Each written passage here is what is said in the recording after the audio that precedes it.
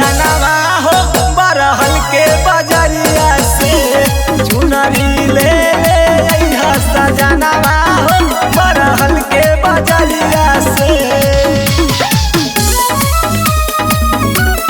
चुनरी ले अइहा सजनवा हो बरहल के बजरिया से ई हयम में काली झावे शीतला कहाली हो नौ रूपवा में माई घर घर पूजाली हो लिखल भजनिया